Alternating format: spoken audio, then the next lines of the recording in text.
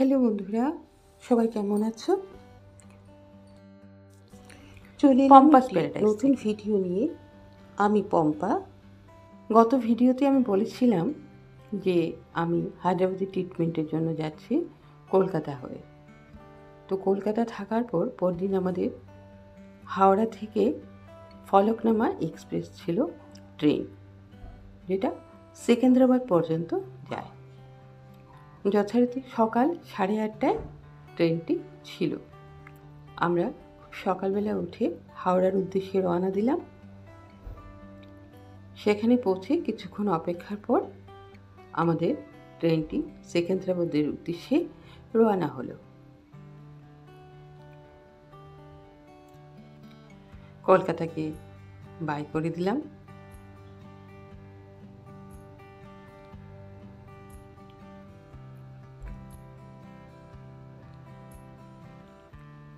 এই ফলকনামা এক্সপ্রেস ট্রেনটি খুবই দ্রুত এবং টাইমলি পৌঁছে যায়।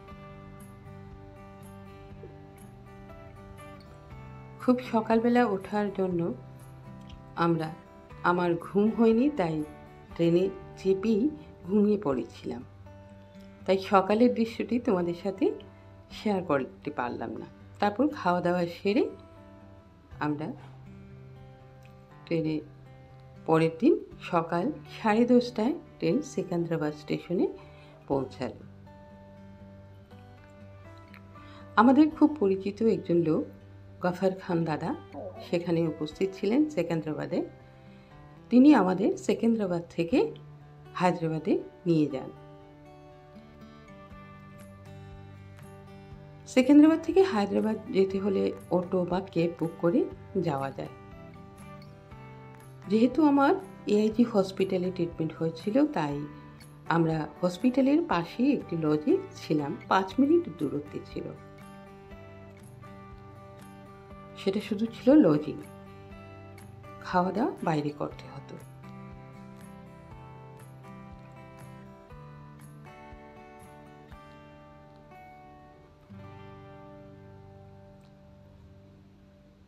সেকেন্দ্রাবাদ থেকে হায়দ্রাবাদের উদ্দেশ্যে রওনা দিলাম। খুবই সুন্দর। আমরা জানি হায়দ্রাবাদ হাইটেক সিটি। রাস্তার দুপাশে উঁচু উঁচু বিল্ডিং, খুব ভালো লাগছিল দেখতে। পরিষ্কার পরিচ্ছন্ন রাস্তাঘাট।